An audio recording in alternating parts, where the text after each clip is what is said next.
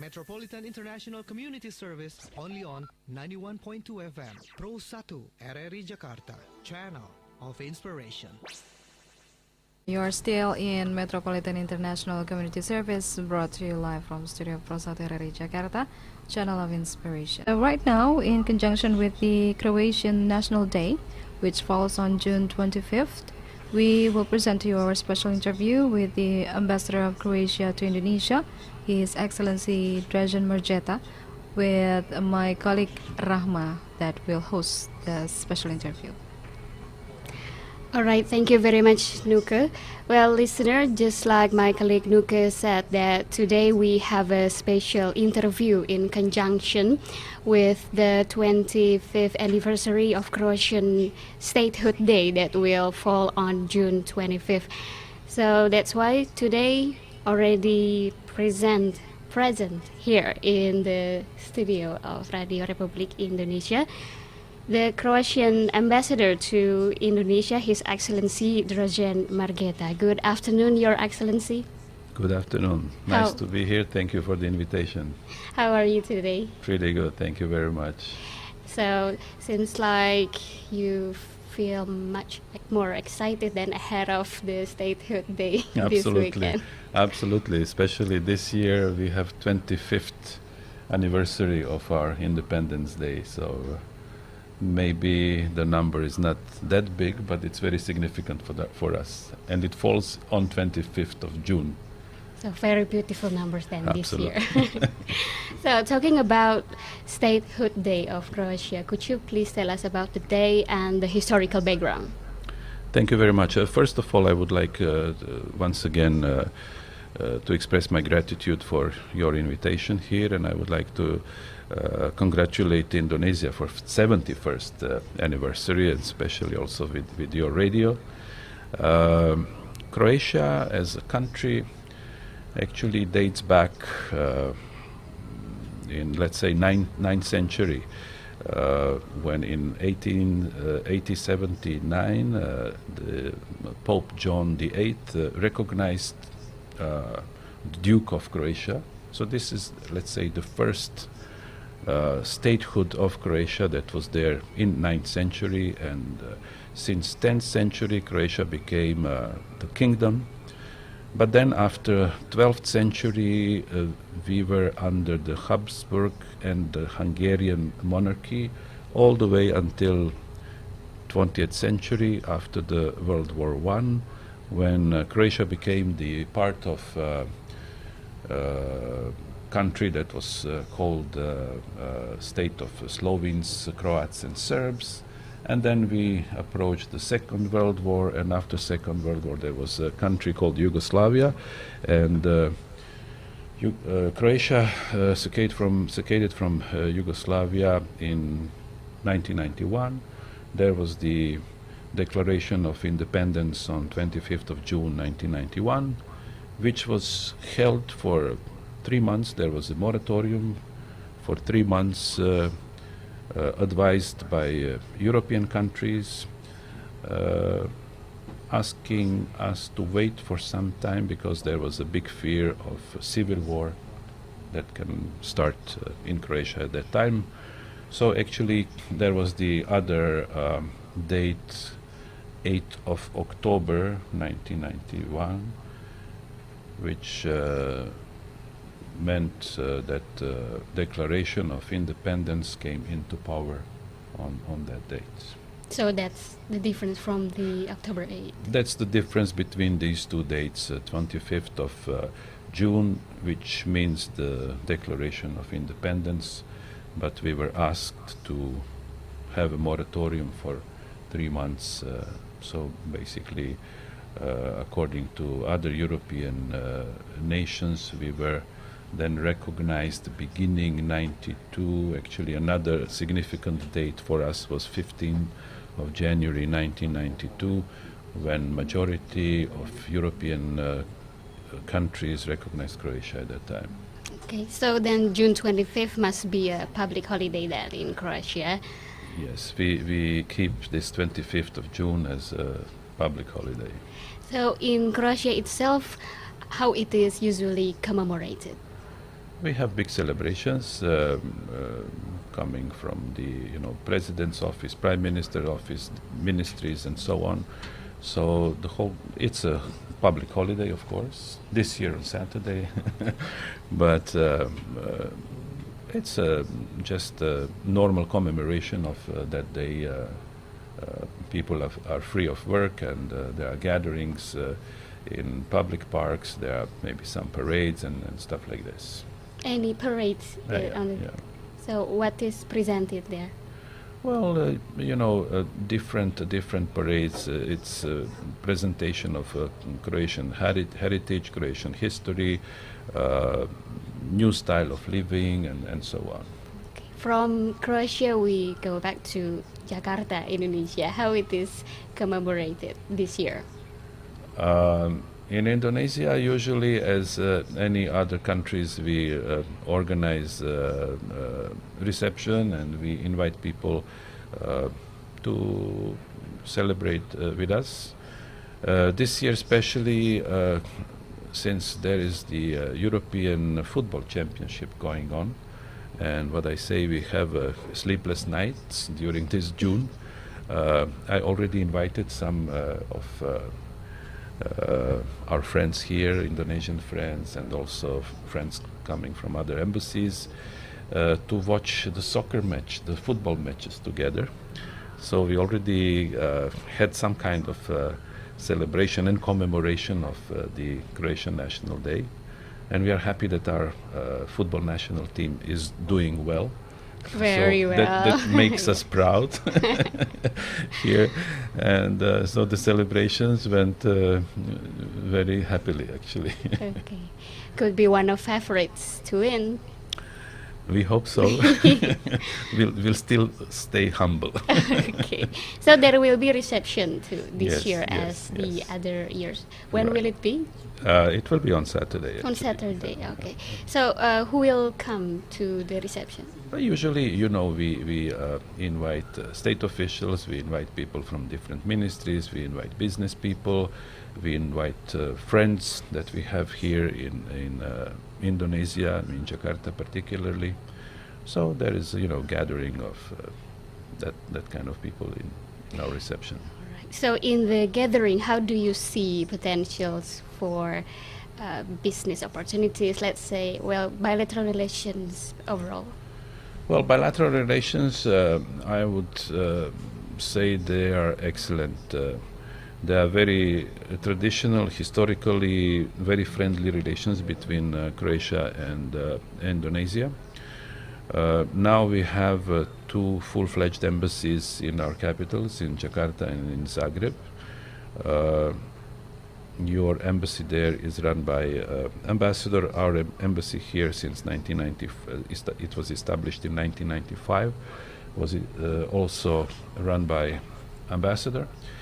Embassies are very important, of course, especially in such faraway countries.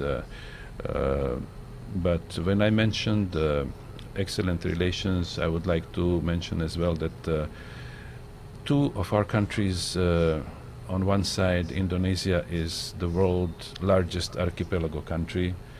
On the other side, you have Croatia, that is also a country that has 1,200 islands.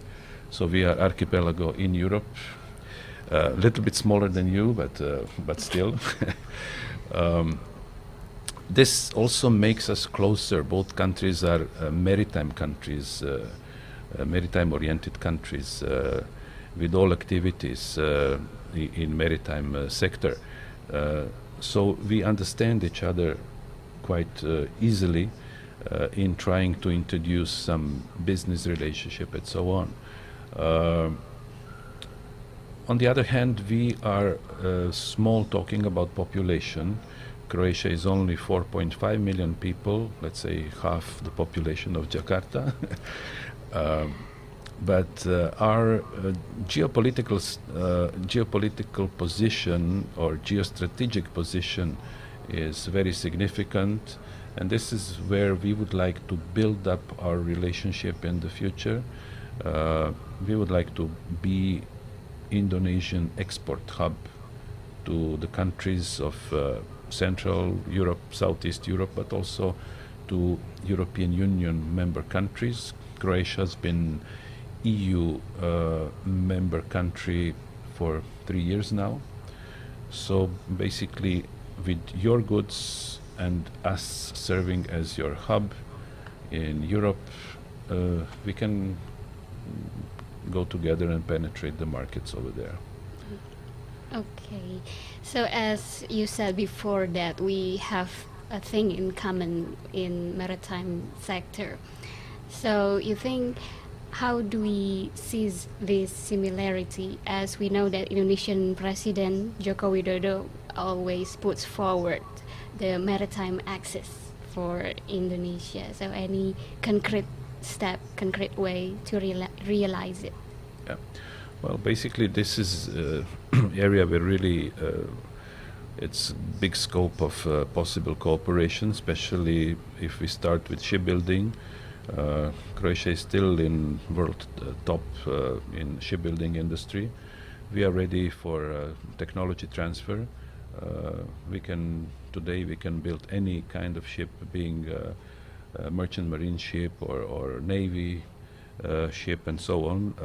We are ready for cooperation to bring our technology here, to bring our engineers and work together with your part. Also in shipping, we have rather long history and experience where we can cooperate. But as I mentioned, to serve as a hub for Indonesian export, and when I say export, I mean the goods like palm oil, like coffee, like tea, whatever you produce here, and whatever Indonesia is worldwide known as a producer of, let's put it this way, commodities.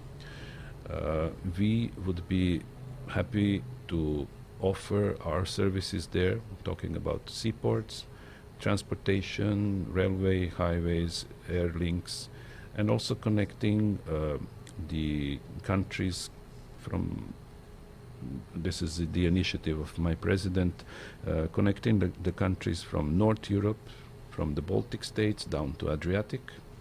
Croatian Sea is Adriatic Sea, okay? And then connecting also to Black Sea. So there, especially bringing your goods there, we can penetrate all these markets from the countries such as Poland, Czechia, Slovakia, then Hungary, Austria, further on to Serbia, Romania, Bulgaria, basically connecting Baltic states with Black Sea and of course Adriatic in the middle. Okay, what a strategic geographic location. Yeah, this is what we really would like to see, that your country and your leadership recognize this strategic position, and we are ready there with our services. Talking about GDP of Croatia, up to 70% of our GDP is made of services sector. So this is where our strength is. This is where we offer you our services in penetrating all these markets in Europe. So Croatia is definitely ready to be the gate. Absolutely. For Indonesia to Europe. Absolutely, yeah. Okay, and how about the trade value? The trade value at the moment is not big. As I mentioned, we are 4.5 million people. This is very small market for Indonesia. But the trade value goes up and down, sometimes 50 million, sometimes drops down to 20 or 30 million, depending on the year. But as I said, this is basically not our focus because of the small market over there. Our focus here with our export is that we find different niche in Indonesia with something that we have strength. For instance, with new technologies, talking about, let's say, software, digital forensics, hypersphere, surveying the borders, some fresh technology that we are good at. We would also like to share with you and to bring it to this market. Okay, and to be specifically, how about the interests of Croatian businessmen into Indonesian products? At the moment, what I see, there is only traditional goods that are exported there. Talking about, let's say, food, talking about fruits, vegetables, fish, stuff like this. Of course, coffee, tea, cocoa. But there is always the limit of a small market. So sometimes some of importers don't come here to Indonesia to buy cocoa, for instance. They go to the markets in Europe, where again they buy Indonesian cocoa. So this is the problem. This is the problem of small market, where you don't require big quality. So then, to come here and include the expenses of traveling, of transportation, and so on, this brings the price of that commodity up. So basically, it's cheaper if some of our importers go to Germany or Austria or Italy or the Netherlands and buy Indonesian goods from there. Of course, we don't like it.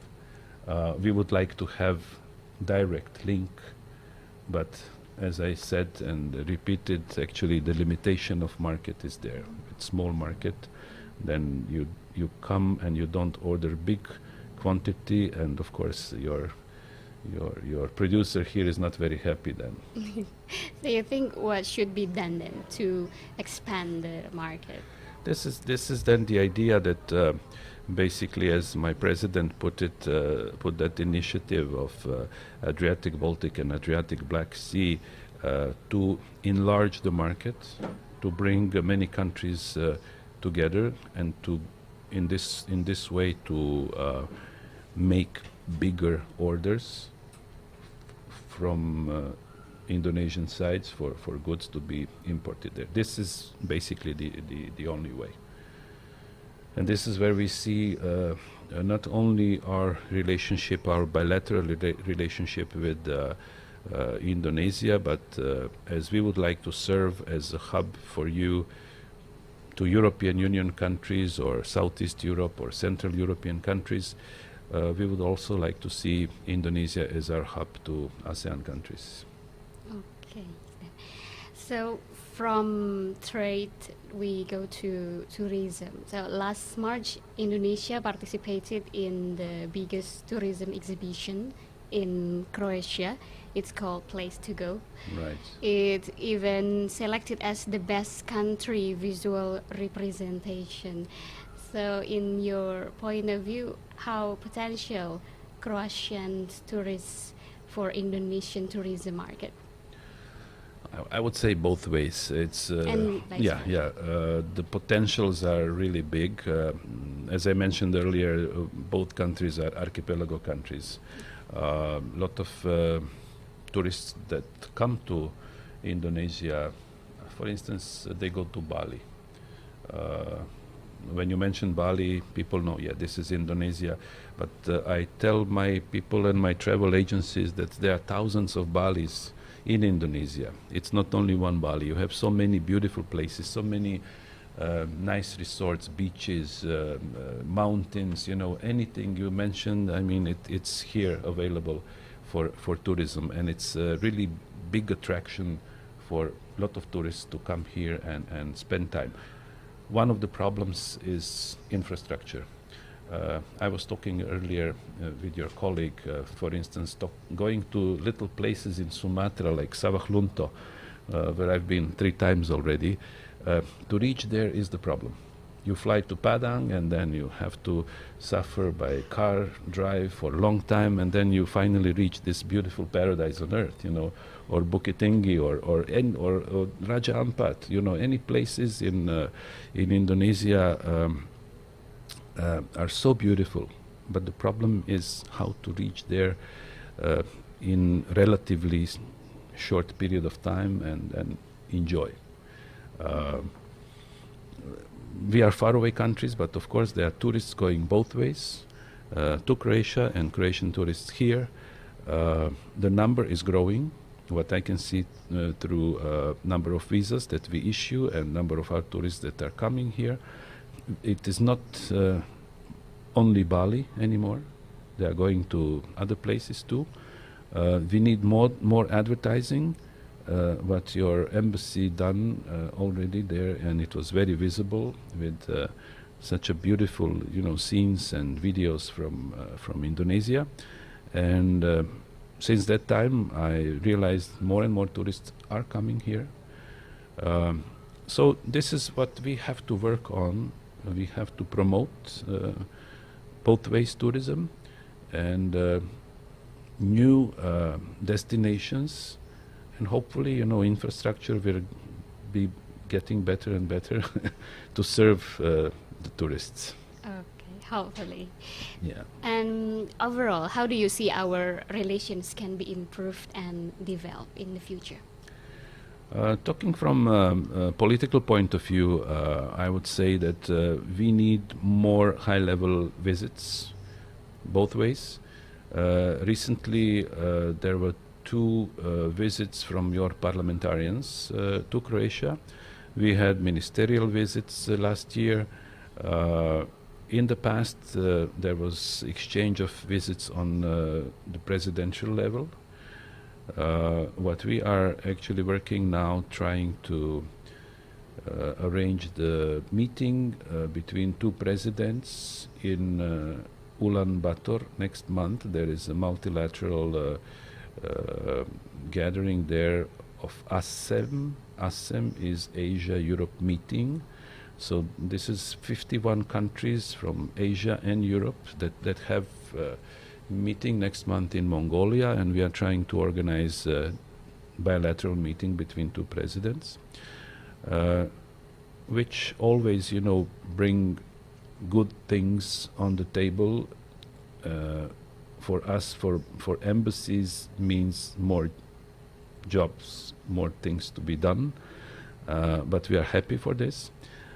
So what I mean, we have to exchange more delegations, not only political delegations, but business delegations, other areas too, expert level delegations, and this then brings the two countries much closer and brings possibilities of developing our relationship. Okay. And on the occasion of the 25th anniversary of Croatian National Day, what would you like to say in terms of its achievement after 25 years and relations not only with Indonesia but also with countries around the globe? Well, 25 years was not a very long period, but in such a relatively short period of time, Croatia achieved the membership in European Union after negotiating for 10 years for the full membership. Before that, we became the NATO member country as well. Talking about the relationship,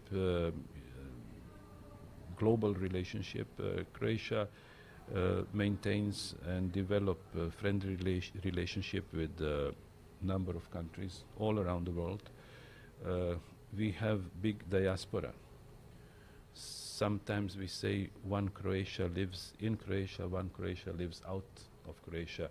You will find a lot of Croatians all over the world, from South America, from Australia, South Africa, North America, all over, really.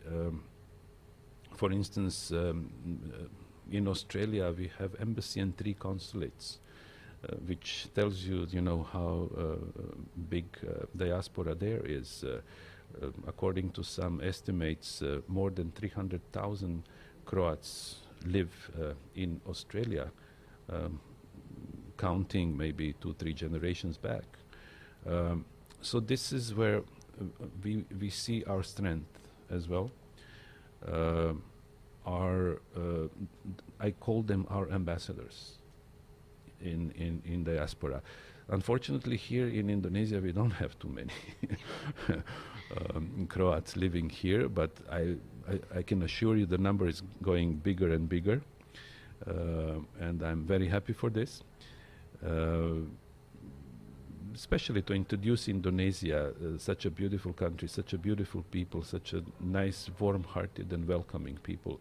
This is what not only us, but I would say a lot of other foreigners, when they come to Indonesia, this is what we feel, on our first steps.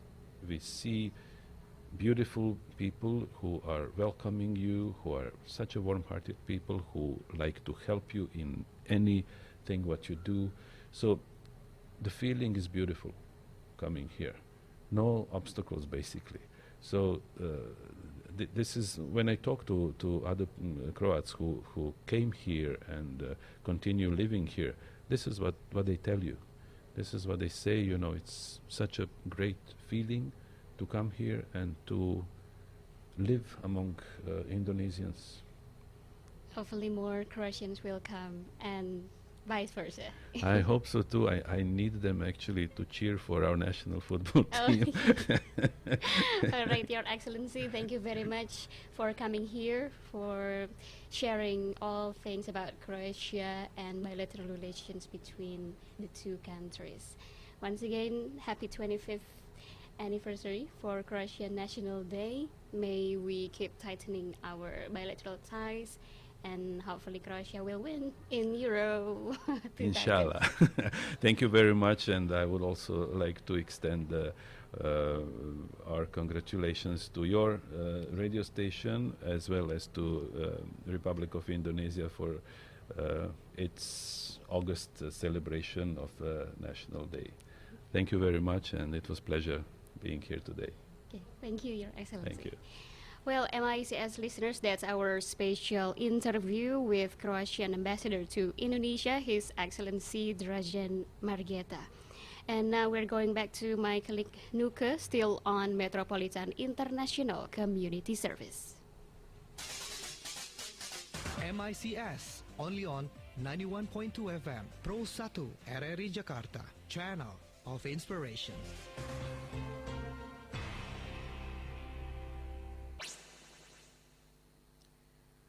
Welcome back again, yes, listener. You are still in Metropolitan International Community Service, brought to you live here. And now it's time from us here to signing up from our program. Of course, to close our program for today, we are going to bring you our Indonesian wonder, entitling Mountain Matantimali in Palu by my colleague Anna Trijaya Kasih. Signing out, saying have a great day and always love Indonesia.